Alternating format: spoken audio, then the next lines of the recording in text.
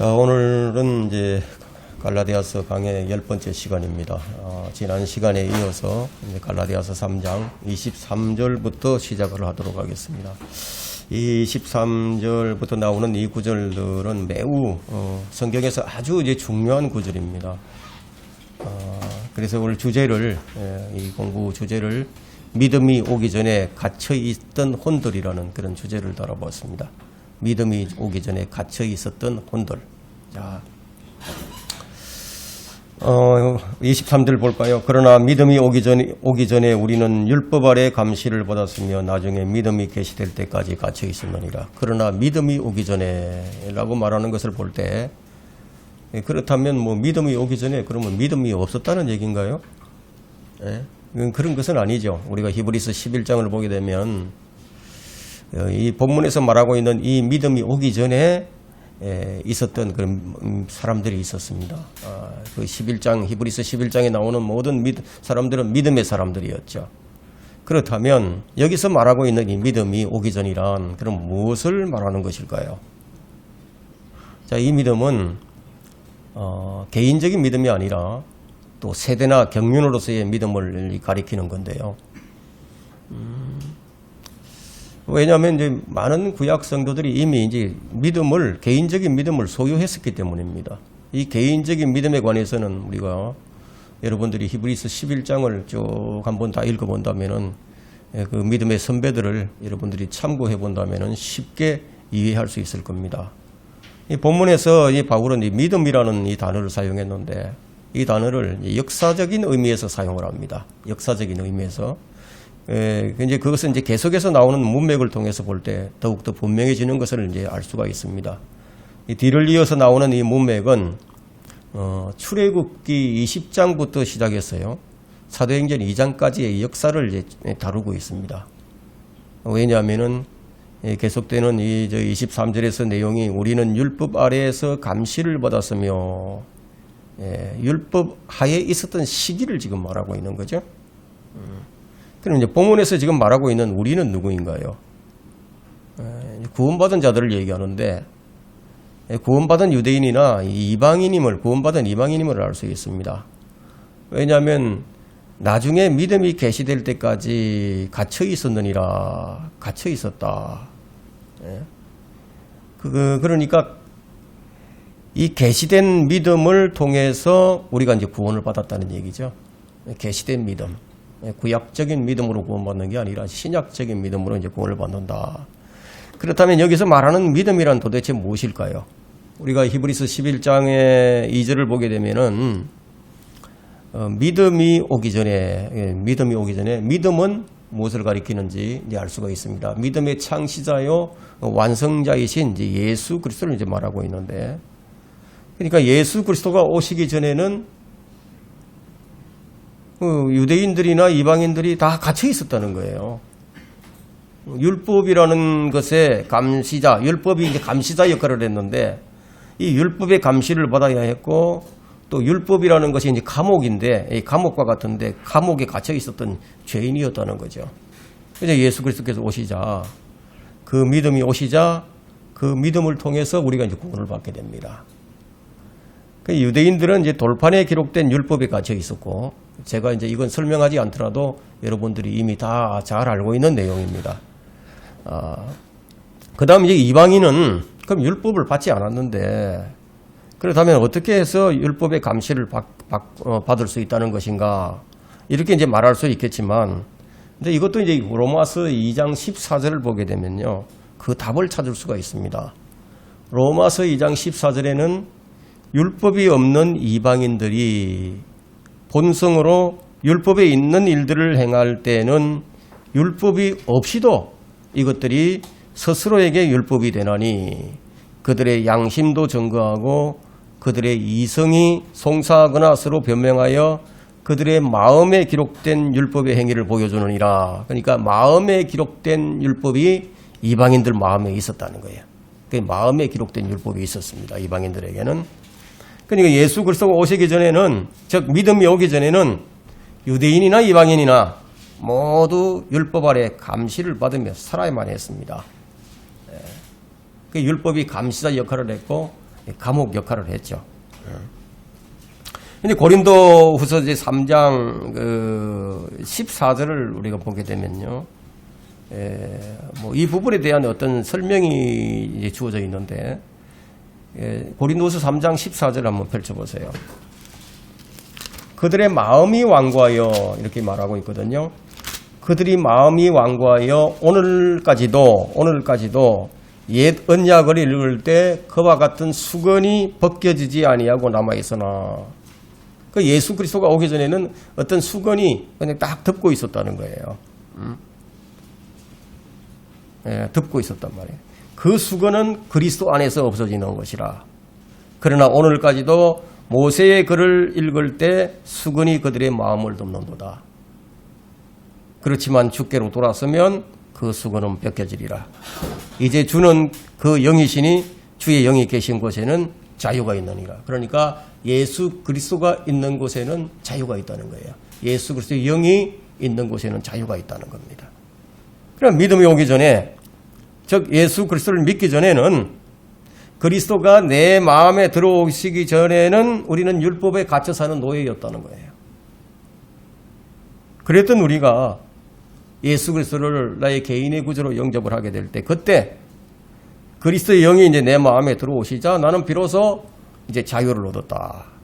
율법으로부터, 죄로부터 해방이 되었다는 거예요. 그래서 주의 영이 계신 곳에는 자유가 있느니라. 이제 비로소 이제 우리가 자유인이 된 겁니다.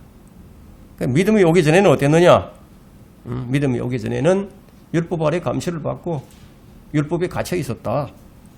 그러니까 율법이라는 것은 확실히 갈보리 이전에는 아무도 빠져나갈 구멍을 발견할 수 없도록 만들었다는 거예요. 모세의 율법이라는 것이 모든 구멍을 다 틀어막아 버렸는데, 왜냐하면 아무도 율법으로 의롭게 될 육체가 없기 때문이에요. 로마서 3장 20절은 이 점에 관해서 분명하게 설명을 합니다. 그러므로 율법의 행위로는 그분 앞에 의롭게 될 육체가 아무도 없다는 거예요. 이는 율법을 통해서는 죄들의 깨달음이 있음이니라고 말하고 있습니다. 율법은 죄를 깨닫게 해줍니다. 그럼에도 불구하고 이 율법을 다루는 이 바리새인들과 서기관들은 어떻게 생각을 했느냐? 율법을 통과할 수 있을 것이라고 생각을 했습니다. 아무도 할 수 없는데 그들은 할 수 있을 것이라고 여겼던 겁니다. 사실은 이것이 오늘날에도 가장 큰 문제거리가 되고 있습니다. 지금도 하나님의 일을 자신의 힘으로 하려고 하는 자들이 많이 있습니다. 하나님의 일을. 하나님의 영의 일들은 하나님의 영이 아니면 아무도 모른다고 했어요. 하나님의 영을 통하지 않으면은 그러면 모든 일이 다 허공을 치게 되는 것이죠. 그래서 성경은 말하기를 그리스도인은 육신을 따라 행하지 않고 성령을 따라 행한다. 이렇게 말하고 있습니다. 우리는 영적인 제물을 드리는 영적인 제사장들이에요. 이제 우리가 영적인 제사장이 된 거예요, 비로소. 자, 믿음이 오기 전에는 이제 여기서 말하는 이 믿음이 무엇인지 이제 우리는 이제 정확하게 이제 깨달아야 합니다. 이 점을 깨닫는 자들이 별로 없어요.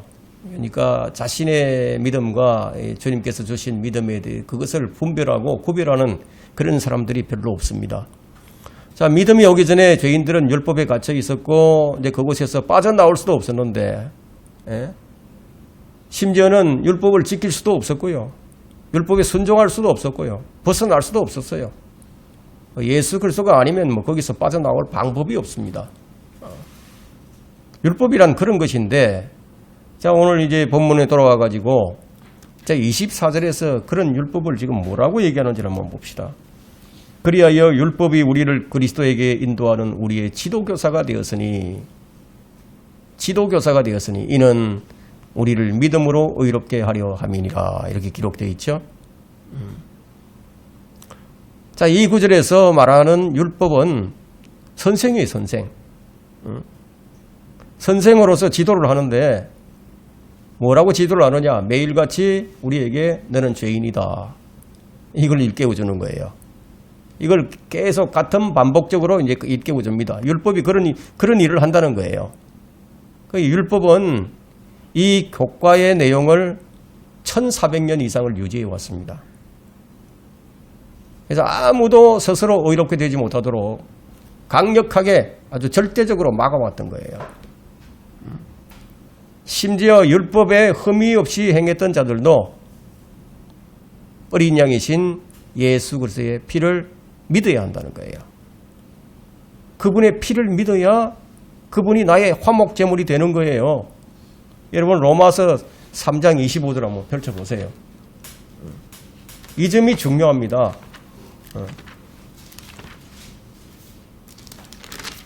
이제 이 점을 모르게 되면은 구원관이 이상해져 버리는 거예요. 3장 25절 한번 펼쳐보세요. 펼쳐보셨어요? 하나님께서는 그의 피를 믿는 믿음을 통하여 그를 화목제물로 세우셨으니 분명하죠. 그죠? 그 안 믿는 사람한테 화목제물이 된 겁니까? 안 된 겁니까? 안 된 거다 이거죠. 분명하게 믿는 자에게 화목제물이 된다는 거. 믿는 자에게. 믿지 않는 자에게 화목제물이 안 된다는 거예요. 이 로마서 3장 25절이 그것을 말하고 있습니다. 이 율법의 교실문을 빠져나가는 유일한 문은 예수 그리스도시다. 이제 우리 구원받은 우리는 더 이상 율법 아래 있지 않다. 예? 25절을 보세요. 본문으로 들어와서 25절.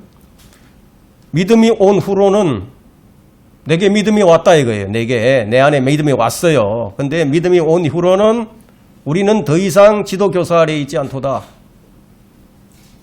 뭐 이보다 더 분명할 수 있겠어요? 믿음이 온 후로 그리스도가 내 안에 들어온 후로는 우리는 더 이상 지도교사 아래 있지 않다 이게. 우리는 율법 아래 이제 감시도 안 받는다 이게. 율법 아래 있는 게 아니라는 거예요.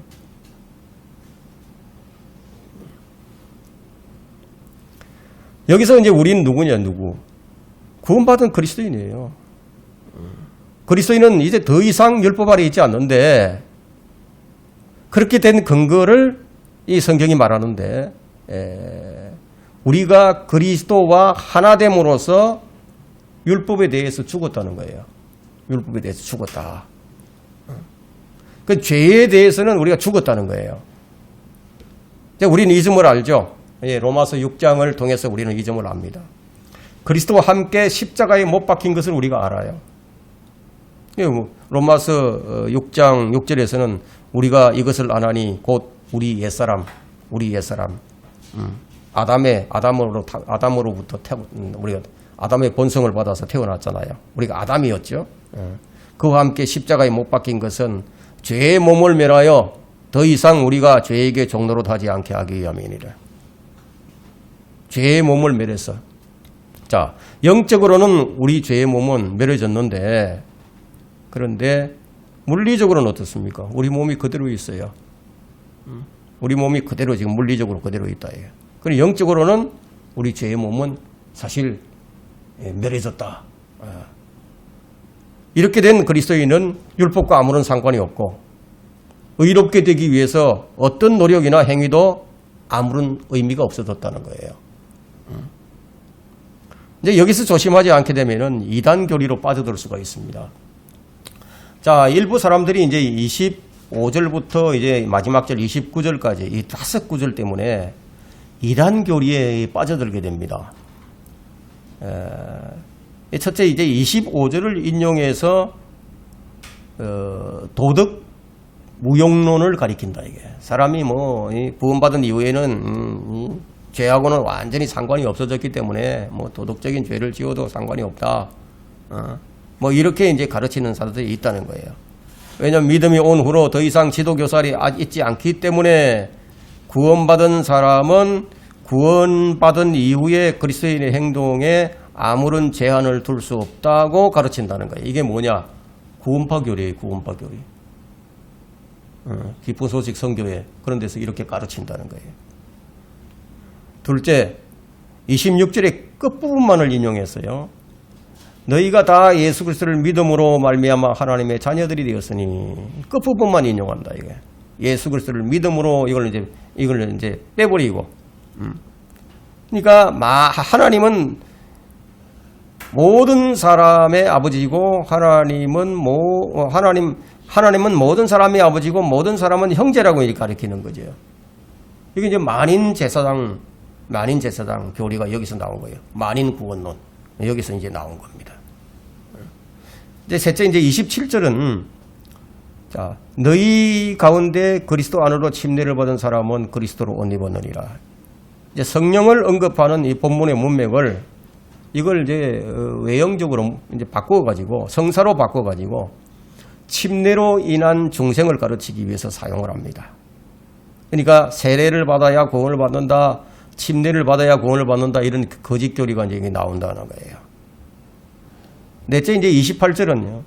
유대인이나 헬라인도 없고 종이나 자유인도 없으며 남자와 여자도 없으니 이는 너희 모두가 그리스도 예수 안에서 하나이기 때문이라. 동성연애, 인종통합 이런 것을 가르치기 위해서 이제 이 구절을 사용을 합니다. 아무 구별이 없다는 거예요. 구별이 없어. 이제 마지막 다섯 번째로는 이제 29절은요. 너희가 그리스도의 것이면 너희는 아브라함의 씨요 약속에 따른 상속자들이니라. 자, 이 구절을 이스라엘의 약속된 축복을 교회로 가져오기 위해서 예언을 영적으로 해석하는 후천년주의자들이 이제 나오게 된 거죠. 영적으로 가르치기 위해서 이렇게 사용을 합니다. 정통주의 교과서와도 같은 이 갈라디아서의 이제 한가운데서 이렇게 5가지 이단 교리들이 둥지를 튼다는 거예요. 다시 먼저 26절을 봅니다. 너희가 다 그리스도 예수를 믿음으로 말미암아 하나님의 자녀들이 되었으니. 이 구절에서 하나님의 자녀들이 되는 조건이 뭐죠? 믿음인데 누구를? 예수 그리스도를 믿음으로. 이게 믿음이 조건이에요. 모든 사람이 하나님의 자녀가 아니죠. 자, 우리는 지금 25절에서 말하고 있는 믿음이 온 이후로는 이 시제를 우리가 주목을 해야 됩니다.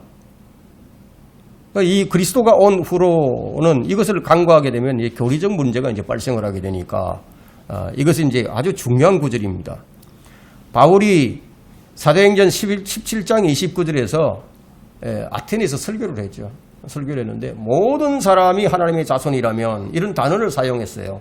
그럼 이런 단어를 사용했다고 해서 모든 사람이 하나님의 자녀는 아니죠. 사도 바울이 당시에 이제 거듭나지 못했던 그 지식인들을 향해서 했던 말이 모든 사람에게 이제 사용했던 단어가 하나님의 자손이에요. 하나님의 자손. 이 자손을 사용했습니다. 모든 사람이 하나님의 자손이지만 모든 사람이 거듭나고 하나님의 가족으로 입양되기 전에는 하나님의 자녀, 차일드가 아니다. 이게 차일드가 아니다. 그냥 자손, 업스프링이다. 이게. 그냥 즉 하나님의 아들들이 될 수 없었던 거죠. 모든 사람이 하나님의 자녀라는 증거는 성경 어디에도 없어요. 바울이 지금 영적으로 모든 사람이 하나님 안에 있다고 지금 말하는 게 아니죠. 구원받지 못한 자들에게 지금 설교를 하는데 성령께서 새로운 출생으로 죄인을 그리스도의 몸 안으로 넣어주기 전까지는 누구도 하나님의 안에 있을 수 없다는 거예요. 바울이 이제 아테네에서 그렇게 말한 것은 모든 만물이 하나님 안에 있다는 개념으로 말한 거예요. 모든 만물이 하나님 안에 있죠. 모든 만물이 하나님께로부터 나왔죠. 그래서 영적으로 말할 때 구원받지 못한 죄인은 어떤 상태에 있느냐 하면 그리스도도 없고 하나님도 없고 하나님으로부터 멀리 떨어져 있는 상태였다는 거예요. 사도행전 17장 28절부터 30절에 나오고 있는 이 바울의 설교, 이 바울의 아테네에서의 설교는 제가 28절부터 읽어보겠습니다. 우리는 그분 안에 살고 움직이며 존재하느니라. 하나님 안에서 모든 만물이 움직이고 존재한다는 그런 뜻이죠. 너희 신중에 어떤 이들도 말한 바와 같이 우리도 그분의 자손이라 하였으니 우리가 하나님의 자손이라면 사람의 기술과 고안으로 주조한 금이나 은이나 돌이 하나님의 신격과 같다고 생각지는 말아야 할 것이라. 이 무지의 때까지는 하나님께서 눈 감아 주셨으나 이제는 어디에 살고 있는 어떤 사람에게도 회개하라고 명령하고 계시느니라. 이 자유주의자들이 이제 이 구절을 가지고 하나님께서 모든 인류의 아버지다, 모든 사람이 형제들이다, 이런 사상을 이제 지지하는 데 사용을 하죠. 그러나 이 구절은 하나님이 누군가의 아버지 되심을 말하거나 누군가가 영적인 의미에서 하나님의 아들이 되는 것을 말하는 게 아니라는 거예요. 이제 이 구절에서 쓰인 단어가, 영어 단어가 자손, offspring이다, offspring. 그 요한계시록 22장 16절에서 예수 그리스도께서 다윗의 자손임을 말할 때 쓰인 단어가 바로 이 단어예요. 물리적으로 말할 때 예수님은 다윗으로부터 오셨지만 사실은 요셉이나 다윗이 예수님을 낳은 게 아니죠. 그러니까 하나님께서 사람을 창조하셨다는 그 의미에서 모든 사람이 하나님의 자손이다, 이렇게 쓰였다는 거예요. 이러한 관계는 각 개인의 영적인 상태와 관계가 없는 겁니다. 아담은 죄를 짓고 영적으로 죽게 됐죠. 그 영적 상태를 그의 모든 후손들에게 그대로 다 물려줬습니다. 그래서 아테네 사람들에게 하나님의 자손이라고 말한 사도 바울은, 자, 이들 하나님의 자손들이 누구냐? 불순종의 자녀들이고 진노의 자녀들이고, 따라서 바울은 30절에서 하나님의 자손들에게 뭐라고 얘기하느냐? 회개하라고 지금 명령한다는 거예요. 하나님께서는 이제 바울이 전하는 이 복음에 어떻게 반응하느냐에 따라서 그분의 아들을 통해서 그들을 심판하게 될 겁니다. 복음서에서 이제 자유주의자들이 발견할 수 있는 유일한 구절이 이제 마태복음 23장 9절인데요. 거기에는 이제 또 땅에 있는 자들을 너희 아버지라고 부르지 말라, 이렇게 이제 얘기를 하고 있죠. 하늘에 계신 너희 아버지는 한 분뿐이다. 이 구절은 모든 사람에게 주신 것이 아니고 십자가 이전에 이제 유대인 제자들에게 준 겁니다. 유대인들에게. 같은 장에서 이제 예수님은 이제 당시 이제 국제 제국주의자들, 즉 말하자면 이제 바리새인들과 서기관들에게 뭐라고 말씀하셨냐면 뱀들과 독사들의 세대라고 말씀하셨어요. 왜냐하면 그들이 예수님을 가리켜서 예수님을 대적을 했고 또 예수님을 죽이려고 했고 또 예수님을 마귀 들린 자라고 했고 예수님을 하나님을 못 오가는 자라고 그렇게 몰아붙였단 말이에요.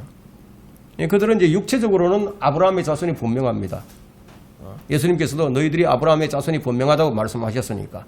그런데 영적으로는 그들은 마귀의 자녀들이겠다. 마귀의 자식들이었다. 우리가 이런 걸 알아야 된다는 거죠. 구원받지 못한 사람들은 뭐냐? 진노의 자녀예요. 하나님의 진노가 그 사람에게 머물러 있어요. 이 진노가 거두어지려면은 율법의 저주로부터 벗어나와야 돼. 죄로부터 벗어나와야 돼. 그러려면은 예수 그리스도 믿음이 와야 된다는 얘기예요.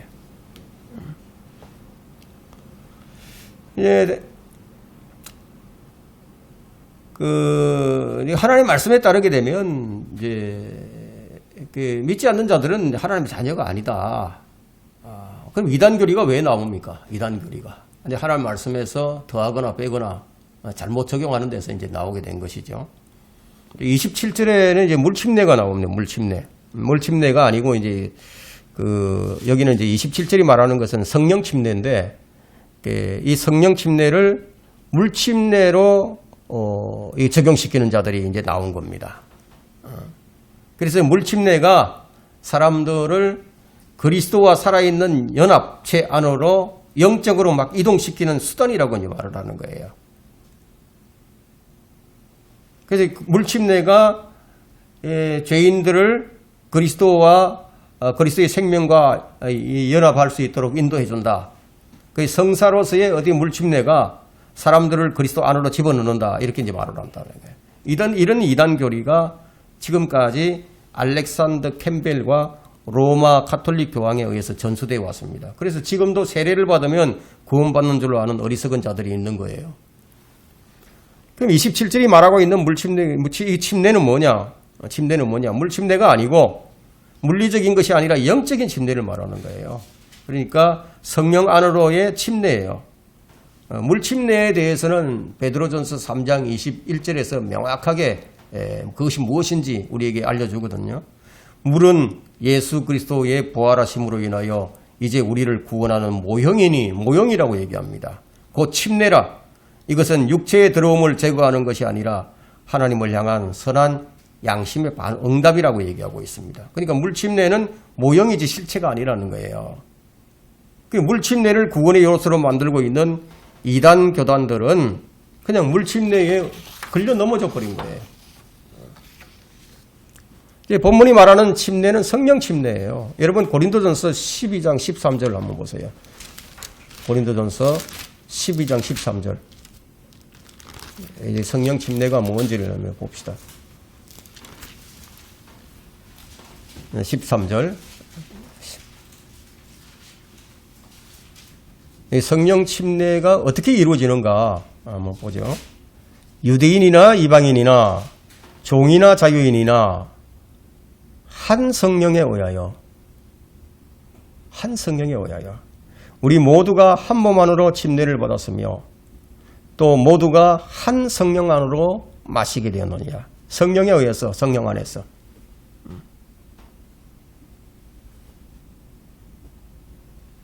분명하죠? 그죠?